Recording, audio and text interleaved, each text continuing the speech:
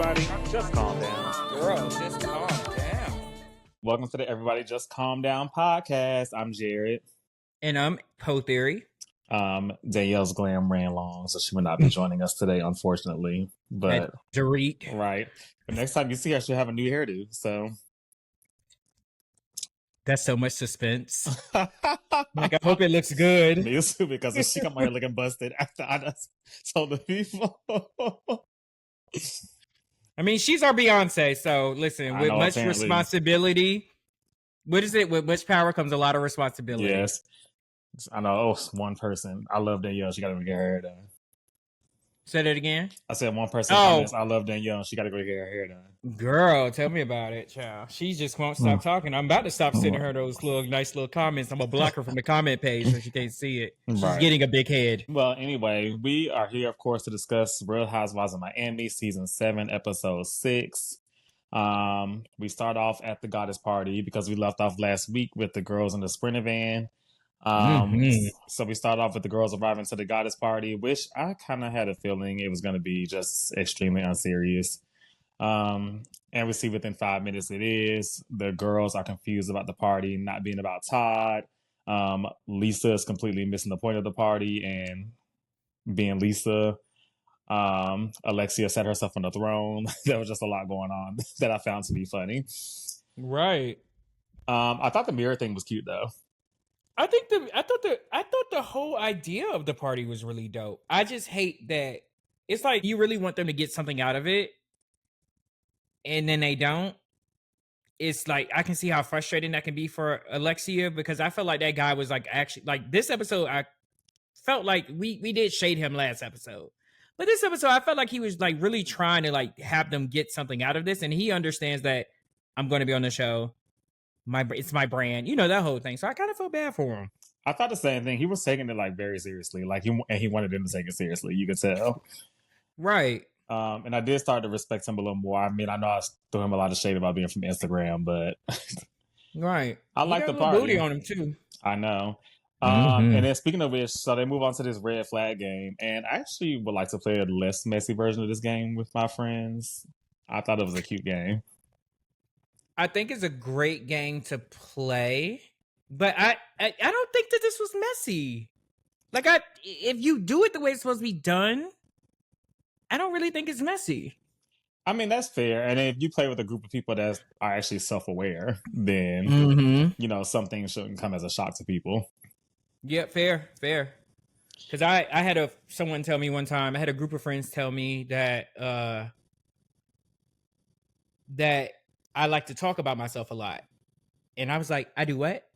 And I was shocked by that. And then when they gave me the examples of how I talk about myself, I said, oh, I thought that was me trying to relate to you. And they're like, no, if I tell you that I'm having a bad day because I got into a car accident, and you say, girl, I know how you feel because I got into a car accident a year ago, you're taking the story away from me and making it about yourself. And I was like, oh, here I go, thought I was relating, but makes sense. I'm kind of the same way as you.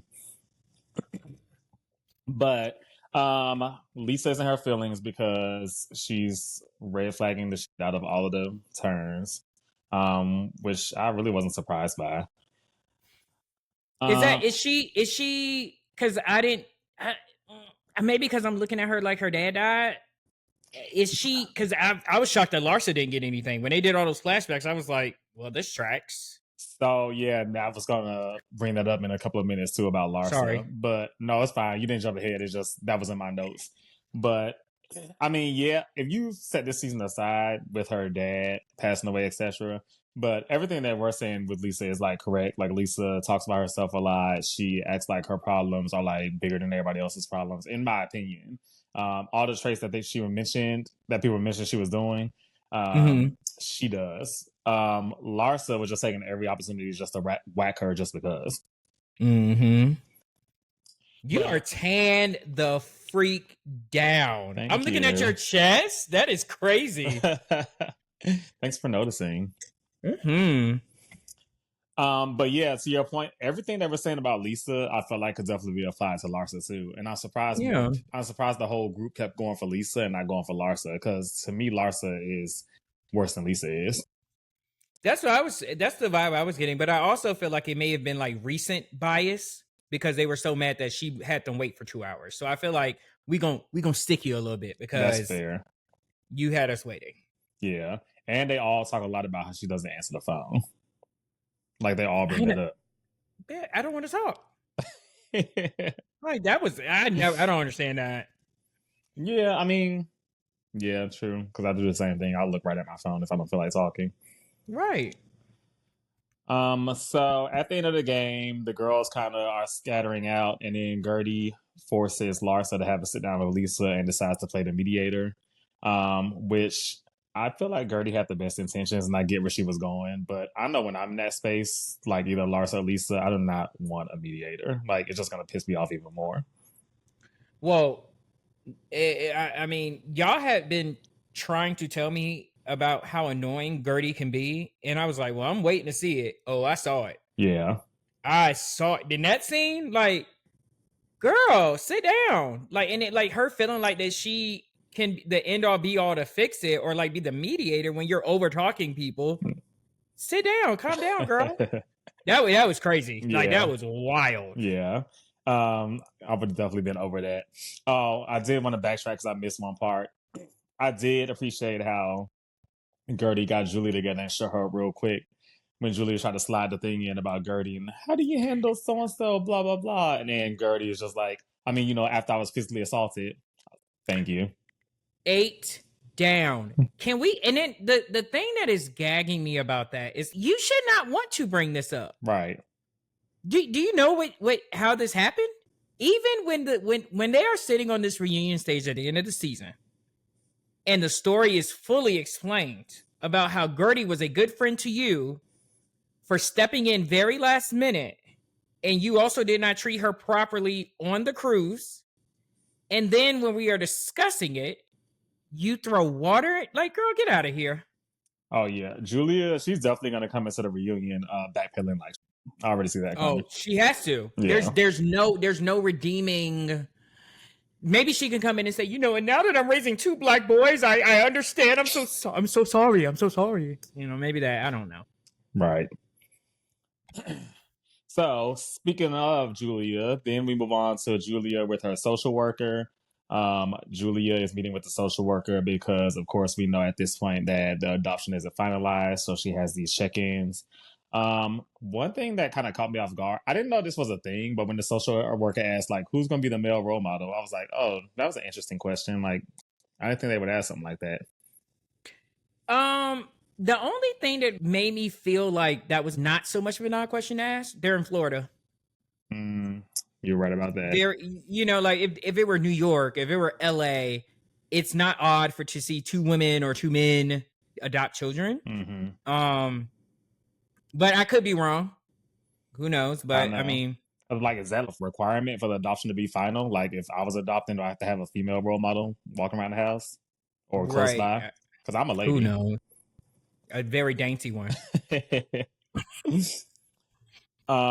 Julia also talks about how one of the reasons she doesn't want people around the boys so much is because at one point she had visitors and the boys kind of froze up because in her head they're used to somebody coming in and shaking up their world.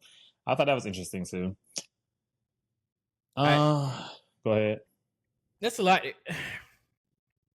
I understand her. That's her being overprotective, and so I'm not mad at it. But I would suggest, even though I'm not a parent, try. And I guess because they're children, you have no choice but to create a narrative for them because they can't really, articulate it for themselves. So I get, it's fine. Yeah. I mean, I just, as someone who is close to someone who adopted kids, like, I wasn't there all the time, but it's kind of interesting to see them kind of going from feeling like they're living like a stranger's home to feeling like it's their home. Good point. And feeling like, oh, you could just want to get rid of me. Yeah. Because if my mama and my parents did it, and you, ugh. Did they say, are the boys twins? I couldn't say. Are they twins or are they just like very close in age? I couldn't tell. I think they're twins. Okay. Gorgeous kids. Gorgeous boys. Yeah. Gorgeous boys. Yeah. Yep. Raise them right, lesbians. So we move on to we meet Stephanie's parents who are out having dinner with herself and her husband. Um, we learned that Stephanie's dad was caught off guard when she first met his husband because they're like what 2 years apart, 3 years apart, Oh which no, 1 year. She one said year her apart. father could. She said her father could have had him at the age of 1. Oh yeah, she did. Mm-hmm. And then we also learned that not only has Stephanie's sisters fallen out with her, they've fallen out with the parents. So honestly, when she first mentioned that she fell out with her sisters, I kind of automatically blamed her in my head. But now Mm-hmm. hearing that they fell out with the parents, I was like, oh, so are the sisters the problem? Because how y'all fall out with everybody? So real quick, just a quick little breakdown that I got from just that little scene. The mother was the only one that got emotional. Mm-hmm. Stephanie talks about like, oh, I was raised like a boy. I'm not as emotional as my other siblings. And then the dad is over there reinforcing it.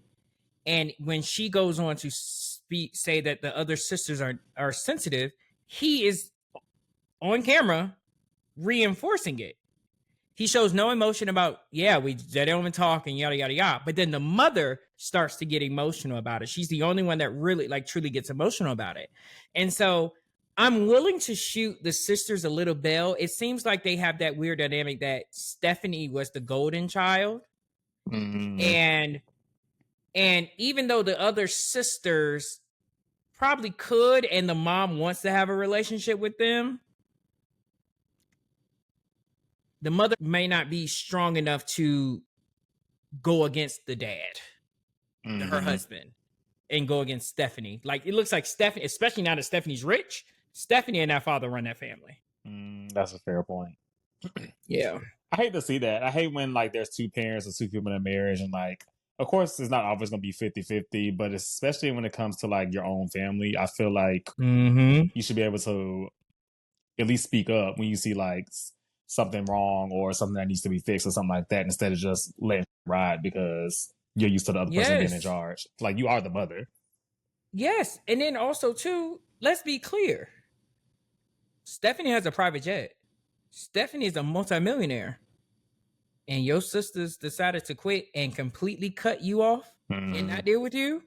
How many people we know that we could think of that would have a sibling that has massed that much wealth? And I'm done. You get what I'm saying? Yeah. Some in the milk ain't clean. Right. Well, we already know it's Stephanie. It ain't this assistant. I know. Oh yeah, child. Oh, your shit gonna come out when you come on these shows. Mm-hmm. So then we move on to a scene with Guerdy and Russell. This scene had me in my feelings. Oh, you felt it too? Yes. The first thing I thought was, I was like, it is so smart for them to be going to therapy. And a Black woman therapist. Yes. I was happy to see that. Yeah. And she wasn't giving, on Housewives, I've mentioned this before, like I hate the made for TV doctors, but she gave like she was actually doing her job. Oh, she looked like she was a state sponsored state sponsored therapist. She didn't have no silky blouse that you spending $1,000 an hour on. Like, she looked like, this is my job. I just so happy to be doing it on TV right now. Exactly. Yeah. So while they're in therapy, they're kind of just going through where they're at right now. And then Guerdy says something that makes total sense to me. Basically, that she wants Russell to stop having to see himself as her caretaker.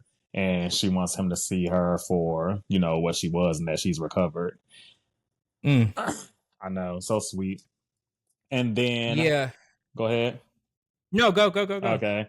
And then Russell brings up the fact that Guerdy feels like or treats him like he's traumatized by the whole ordeal when in fact he's actually proud of her for getting through it, which is kind of like a breakthrough moment for her because you could tell that she never even felt like he felt that way.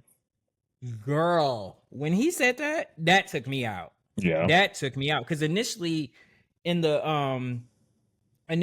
first scene, I mean in the first part of it, when I can't remember the exact question she asked him, the therapist, but he said it feels like the answer or the feeling that he gave was like one word.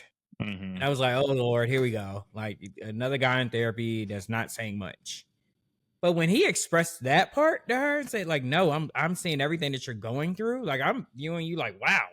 Like, that was just like, I she is one of those people that has actually found her person. Like, Yes. they are like, they are, like, that's crazy. And not just Mm-hmm. from that, but I'm just how talkative she is and how he balances out and just accepts all that she is and vice versa. That Right. they are quickly becoming one of my favorite couples on Bravo. Yeah. You can tell they balance each other out. Mm-hmm. And they're like legit friends. That's always the thing about a couple. If you're legit friends, like you can pretty much Oh, work through anything, is my 100%. belief. I agree. We also learned a little bit about Guerdy, about how she, when she was younger, was pretty much separated from some of her siblings when her dad decided to take them to the U.S. And from that, she has a little bit of PTSD when it comes to being left out of stuff and being separated from people. Which I didn't know that was her case. Like I knew she had come over here from so and so, etc. I never knew she was separated from her family like that. Yeah, that again. I mean, as a parent, it's probably impossible to not give your kid a trauma. But yeah, I mean, I'm assuming, like, I'm sure it's impossible to not give them at least one. You might be right about that. But like that, and how she explained it, and then her being able to find the thread and the argument that she had with Julia, and then being in this particular type of group, and then living in Miami is just like that Mm-hmm. constant thread. But it's I can't believe I'm about to say this, but it's like, all right, like, glad you got that white man that got you back. Like, Never ever thought I would hear those words coming out your mouth. hello. But he's like, if you gonna do it, get him. Yeah. I mean, she got a good one, obviously. Right. I still want to know what that high school demographic was. I'm really interested to know. And we don't know what high school she went to. No. I don't know if we can look it up. So, you ready? Uh-huh. Oh, okay. I'm looking up the high school. Oh, child, we already at the last scene. Did I skip some stuff? We're not at the last scene. We are. That's all that happened. The last scene. The next scene is Lisa and Larsa meet up, which was the last scene. That is not the last scene. No, are we? Wait. Guerdy, Russell, Julia's adoption, Stephanie's family. Oh, Adriana's pet antics. You didn't care about that. No. Okay. Lisa. Oh wow, you're bitch. What the? That's crazy. Well, this episode will be out tonight. So then we move on to the final scene of the episode, which is Larsa and Lisa meeting up to talk things out. They of course start rehashing as they always do. As she always does, Larsa starts going straight for the gutter. She tells Stephanie not Stephanie. She tells Lisa that she doesn't have any friends, and that's why they were coming for her at the thing. Lisa needs to take accountability and be a better friend. Larsa just be saying anything, child. She does, but like, what? I in the same way that I view Real Housewives of Atlanta, Real Housewives of Beverly Hills, and now in Orange County, because I've become a huge fan of Orange County, I'm learning that I will view Real Housewives of Miami and Old Roni in the same lane. I can't take these people's intrapersonal relationships seriously, because the way that they speak to each other and the way that they talk over each other, and it just like, why y'all saying that to each other? It's like, are y'all really friends? Is there really a strong foundation of friendship here? Mm-hmm. Like, it was, I don't know. Like, it's just, even for her to say, like, I don't mean to skip ahead. I don't know if I'm skipping ahead we're at the end. And Lisa says to Larsa, which I thought was disgusting to say. My first time defending Larsa, to say that Larsa set him up for that paparazzi photo, and to say that out loud. That was crazy. That's disgusting. Yeah. And then she said, and then she's like, Lisa's like, oh, why am I full of shit? Ma'am. Like, you just accused her of trying to set up Because Did you just accuse me? Yes.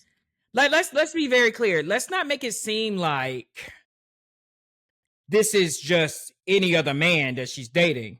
He is a brand. His father is a massive brand. It was bad enough to see that photo, but now to say that Larsa set him up, that was a lot. That was a lot. Yeah. Mind you, and they did, like, I do feel like they have a genuine friendship because when Lisa was going through her divorce, Larsa was the main one that was there for her. So Larsa has definitely had her back in the past. So I get both sides of it, but yeah, they just be saying anything to each other. Lisa gets upset, runs off and calls Alexia, and is gone for I don't know how long. She get kicked out of the restaurants. Then Lisa returns. She took that well though. She did. Well, she knew she was loud. I was nervous. I don't know what was going to happen. She knew she was loud. Lisa comes back to the table, and Larsa shocks the out of me because she actually said she was sorry about something, which in all my years watching this show, I've never heard her say she was sorry for anything ever. I don't think Larsa was bad in this. I don't think Larsa was bad in this whole scene. Like when I was watching it, I was looking like Larsa. Like, well, one, I will say they were both equal on the talking over each other. And I felt like Larsa kept trying to get her to say, "Can you please just say I'm a good friend? Like I've been a good friend to you." And Lisa wouldn't give it to her. And so it was just this weird back and forth where like I felt like weirdly enough, I felt like Larsa did want to fix it. But Larsa, of course, had a little nasty tinge when she's like, everybody feels this way about you. But I also didn't feel like that was a shot because we was at the narcissist party and you saw what everybody felt about you. Yeah. So it's kind of true. And she was on the phone with who? Adriana? Alexia? Alexia said, no, that's not true. We don't feel that way. The flags said something different, ma'am. Like, what are you talking about? So they make up. Do we think it's gonna last? I feel like they're good now. I hope they're good. I think with people like with Lisa, she has a certain lack of awareness that I couldn't be around that level of lack of awareness. Because I forget when she was in the bathroom, like, oh my God, everyone feels this way about me. And they say this, sweetie, if you're running that behind, you're running that late and you're at a narcissist party and you're over here trying to focus and take photos. Like there's a way of being campy where this is like funny, but this feels like it's a part of your personality. Like this is actually who you are. For sure. And I'm not a fan. Oh, I do have one more point. When you said that Larsa was there for Lisa in a divorce, I have noticed a difference in certain relationships that I've had that, you know, you are great when I'm down and out. You're great, not you, but you're great when I'm down and out. But when I'm good, it's almost like where are you when I'm good? Like you're a great rider when you like, it's almost like you get to, I get to swoop in and be your savior. I get to help you and I get to be this person for you. But when I'm up, you don't want to be around for that. And I kind of feel like that way with Larsa because even like the focus on, I keep going back to this. The focus on Jody is crazy to me. Yeah. She does not like that girl with Jody because Jody is a rider for Lisa. She don't like that. She really don't like that. And that's that I'm picking up on that. I don't like that. Fair point. Well, that's the episode. Yes, and then go ahead. Sorry, I'm not. Sorry, I'm Matthew. I'm behind the stage. Right. So with that being said, it's time for us to go on to our favorite segment. Everybody just calm down. Girl, just calm down. Every time we get to this, I'll be just like hoping there's gonna be a new graphic that pops up. And Nothing was there. I'm gonna really do it this weekend. I promise you, I'm gonna do it this weekend. I promise y'all, I'm gonna do it.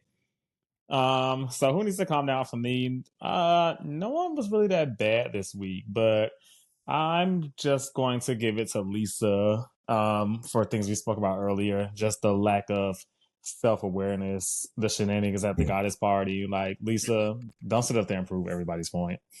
And you proved it before the red flag game even gang. So calm down, Lisa. Yeah, I agree with that. But I'm gonna go with Julia. I don't.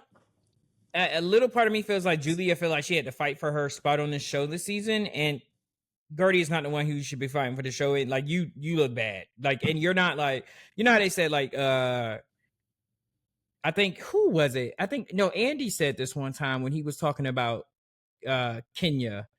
He said Kenya is a person that no matter what she does, she has a strong fan base, but she also has an anti-fan base where we love to hate you. And he was putting that in comparison after Phaedra did everything you did. It's like, no, you actually have to go because now everyone just hates, like they just hate you. Right. Julia, this arc that you're doing, mm-hmm. we're hating you. Like it's not good. Like it's not like, oh, she's being messy and saying this and doing that. Like, no, you're clicking, but you're clicking down. And we're not a fan. It's looking real bad. Not a fan. Yeah. Real bad. No one has gotten fired since the reboot happened. Julia, you may be the first. We'll see. But that is it. Thank you everyone for tuning in. As always, don't forget to comment, like, and subscribe. We will see you next week for Reunion Part 2, Real Housewives of Atlanta. But until then, peace. Peace. Bye, guys. I guess I got to do that right for Danielle. Bye, guys.